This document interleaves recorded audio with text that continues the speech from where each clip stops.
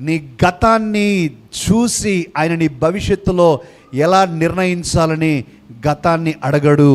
గతాన్ని అడిగితే యూదా దీవించబడాడు. ప్రియులారా, ఈ రోజు నా మాటలు వింటున్న వారులారా, నీ జీవితంలో గతంలో నువ్వు భయంకరమైనటువంటి జీవితాన్ని, పాపాలను, దుష్టత్వాన్ని, దేవునికి ఆయాసకరమైన మార్గాలను, సిలువకు శత్రువుగా జీవించినప్పటికీ కూడా నీ జీవితాన్ని దేవునికి సమర్పిస్తే, ఇదిగో యూదాను ఒక లీడర్, రూలర్, సేవియర్ గా చేసినట్లు నీ జీవితాన్ని ఆయన మార్చగలడు. But you have to come to him. Complete గా దేవునికి అప్పగించుకోవాలి. యూదా స్టోరీ ప్రియులారా చూస్తా ఉంటే ఎంత హృదయానికి నెమ్మది.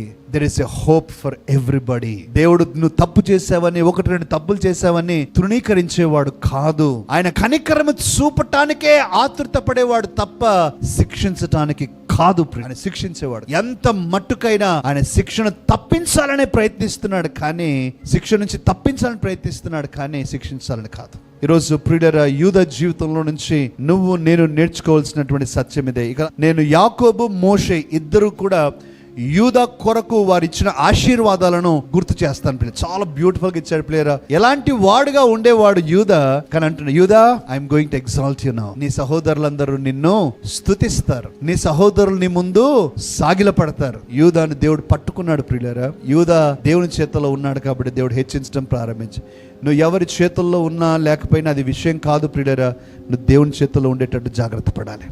దేవుడు నిన్ను పైకి తెస్తాడు. యూదా దేవుని చేతుల్లో దీవించబడ్డాడు. ఎంతో పాపిష్టి, దుర్మార్గత ఉంది, కానీ మార్పు చెందిన తరువాత మాత్రం ఆయన అద్భుతమైనటువంటి జీవితాన్ని జీవించాడు.